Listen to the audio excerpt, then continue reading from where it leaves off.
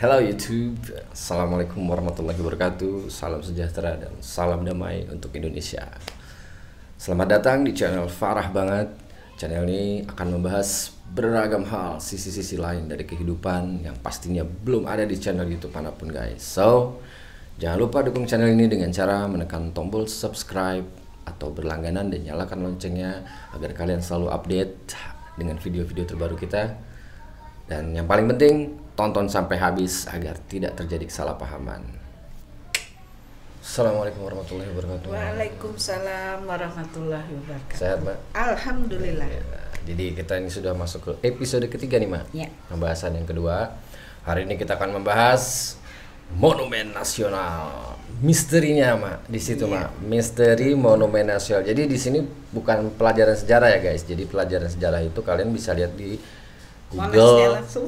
iya di Monasnya langsung atau di Google, di Wikipedia gitu. Jadi di sini bukan cerita sejarah tentang Monumen Nasional itu, bukan. Jadi di sini kita membahas tentang sisi lain dari bangunan itu, gitu. Yaitu bangunan bersejarah memang itu ya. Jadi itu di kota Jakarta itu, Mak.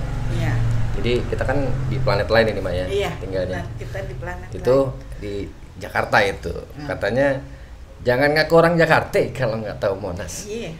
Ya ngaku orang Indonesia kalau nggak tahu Monas juga. Nah, Kalau Indonesia belum tentu, Mak. Karena banyak mungkin yang nggak tahu juga. pasti tahu lah Mbak Nggak tahu, untuk Mbak. Monas. Oke, langsung aja guys. Nggak usah berlama-lama.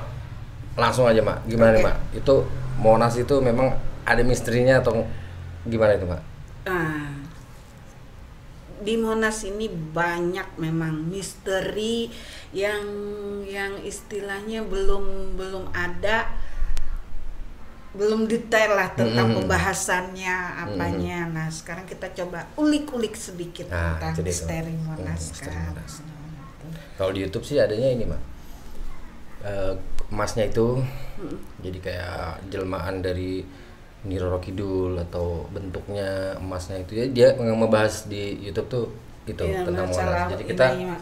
mungkin belum pernah ada nih di YouTube nih, Mak. Memang benar.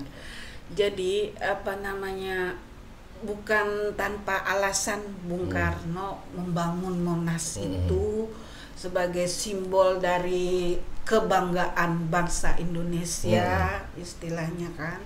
Dan Monas pun didirikan dengan sumbangan-sumbangan yang secara sukarela diberikan oleh warga dan rakyat Indonesia pada masa itu kan.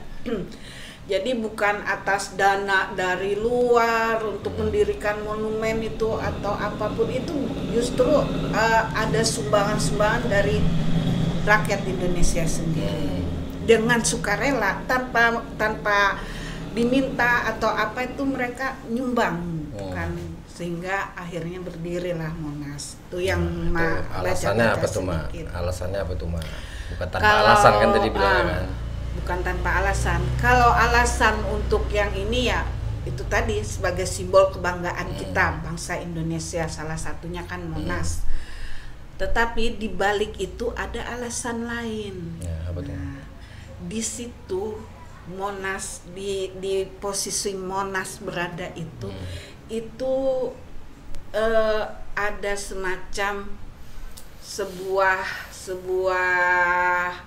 tempat yang memang harus dilindungi secara tidak langsung ya, secara tidak ini yang memang harus dilindungi karena daerah di sekitar situ memang adalah pusat dari hal-hal goib, ilmu apa namanya, pokoknya yang berkaitan dengan goib. Jadi di situ, Mbak, sentralnya. Di situ sentralnya, pusatnya memang. Pusat Jakarta apa gimana, Mbak? Bukan pusat Jakarta, pusat dari Indonesia. kekuatan goib Yang ada di Indonesia kan, yang Mbak? ada di Indonesia di situ, benar, seluruh Indonesia. Itu gimana tuh, Mak? Kok bisa di situ, maksud gua gini. Jadi Mak itu punya pandangan gitu tuh dari mana tuh, Mak? Sebetulnya melihatnya tuh. Karena memang Atau pengalaman pribadi atau gimana? ada pengalaman pribadi, ada hal-hal lain yang menceritakan itu, dan memang di situ sebenarnya ya apa namanya, hal-hal goib yang dari zaman kerajaan-kerajaan dulu itu melakukan pertemuan atau apapun di situ pusatnya, yang misal dari kerajaan Jawa, Majapahit, Sriwijaya. iya Sriwijaya, terus kerajaan dari Kalimantan, semuanya di situ berkumpulnya mereka gitu loh. Jadi itu sebenarnya jadi sebelum ada Monas itu ya Maya. Jadi memang tempat itu sudah seperti itu mungkin, dan Bung Karno mungkin berarti itu dia maksud gua gitu. Jadi Bung Karno itu mungkin punya wangsit atau apa gitu Maya. Iya. Dia langsung di situ di dibangun situ posisinya gitu.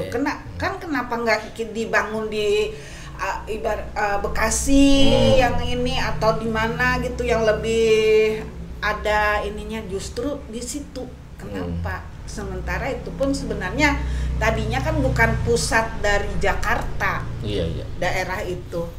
Iya sih. Iya tapi ya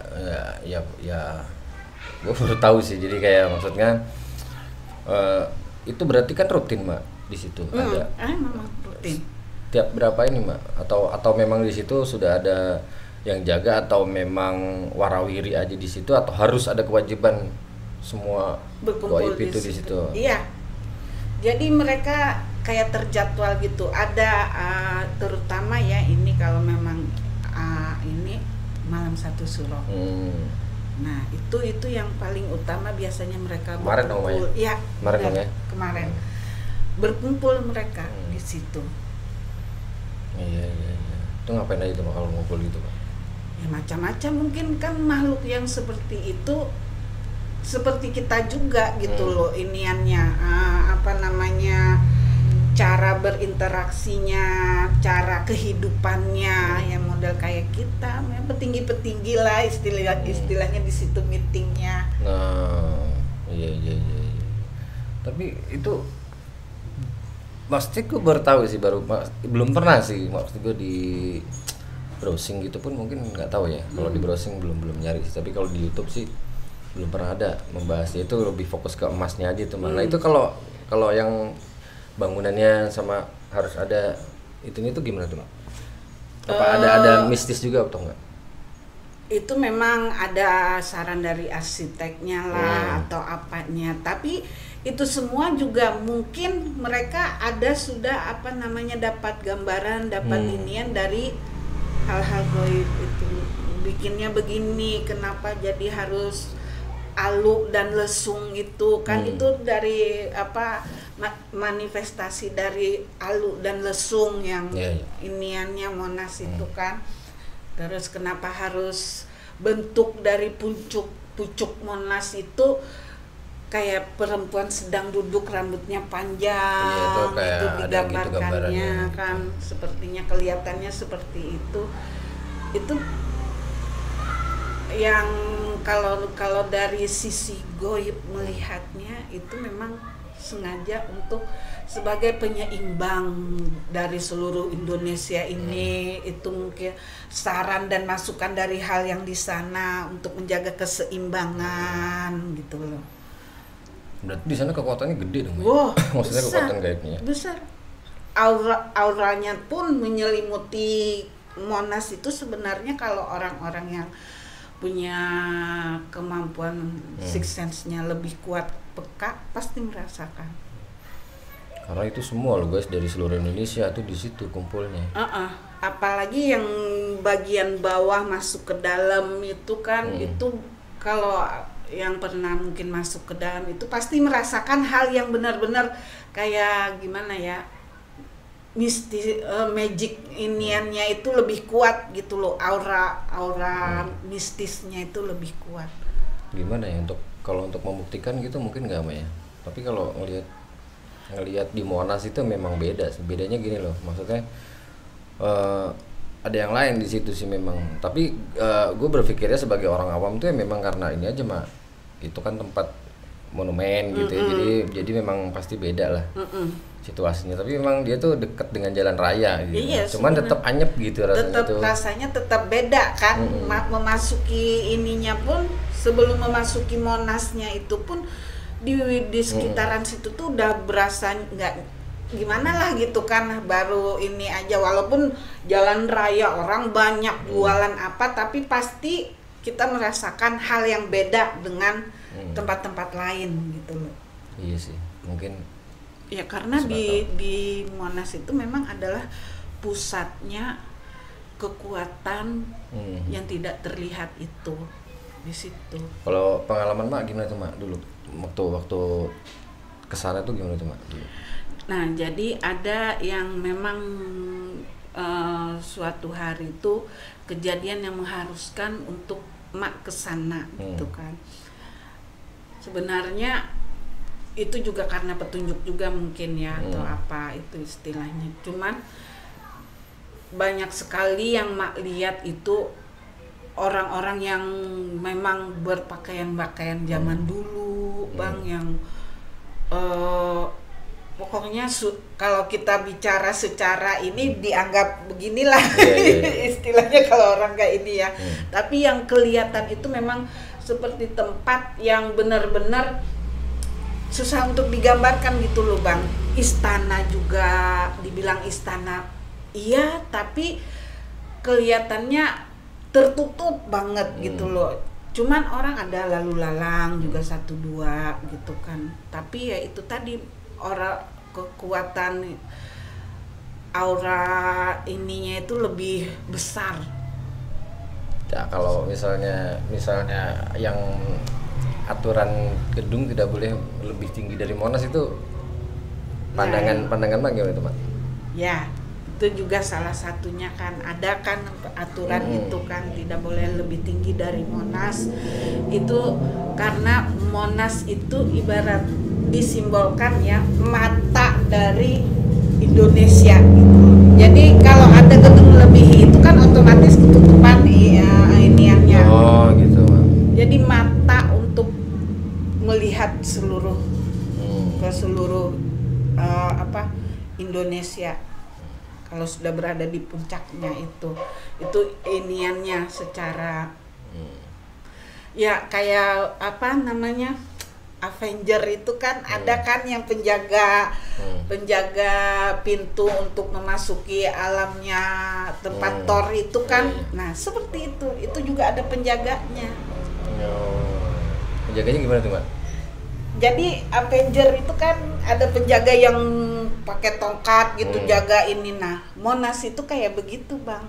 Jadi ada penjaganya. Jadi di bagian dia, mana itu Mbak? Hah? Di bagian di mana? atas, di puncak itu, pas di puncak itu. Kenapa jadi berwarna kuning, emas gitu yang mancar, apa ya itu iniannya. Jadi mungkin Untuk menjaga. Kalau orang yang punya sixth sense mungkin bisa ngelihat kali ya. Iya. Ada memang. Tapi gue pernah ngobrol sama orang-orang itu nggak pernah ngebahas itu, memang nggak pernah membahas Monas. Dan jalannya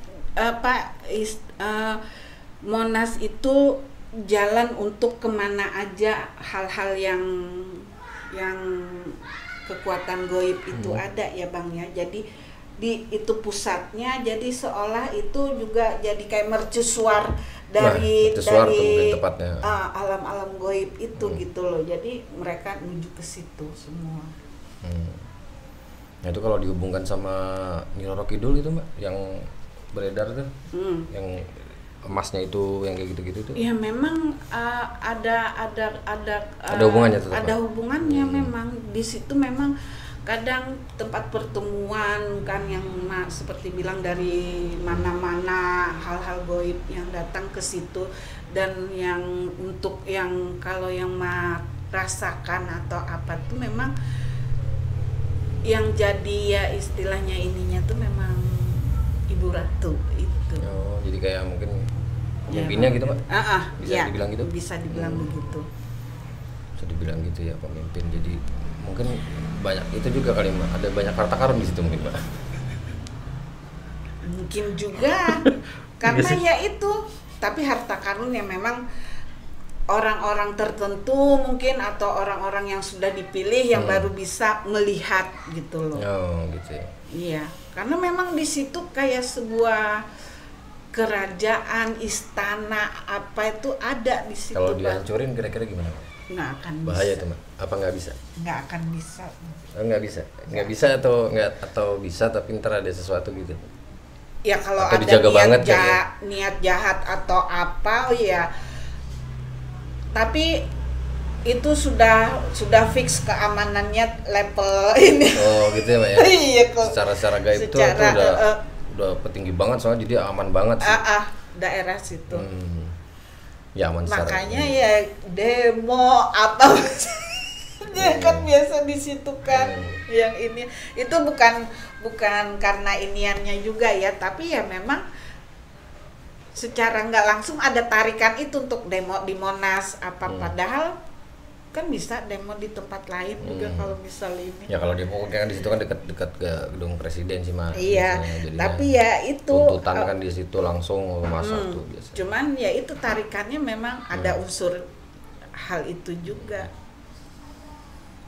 Iya sih, mungkin benar. Oke, Mak, informasinya sangat bermanfaat, Mak. Semoga bermanfaat juga buat yang nonton ya. Dan satu hal yang penting, ini adalah opini dari Mak Farah sendiri gitu loh. Dan terserah itu hak kalian untuk percaya atau tidak gitu ya. Jadi kesimpulannya mungkin untuk kita tuh lebih waspada gitu. Satu, menghargai, yang pasti menghargai ya, bahwa itu ya, bangunan monumen, jangan berbuat yang macam-macam, jangan dikotori ya, gitu ya, betul. Pasti itu. Dan waspada kalau berada yang kedua, waspada dimanapun berada dimanapun itu berada.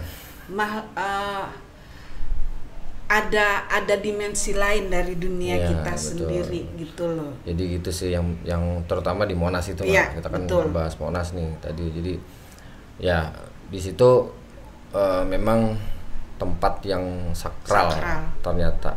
Jadi jauh sebelum dibangun itu memang itu tempat yang sakral menurut Mak ya. Iya, betul. Gitu.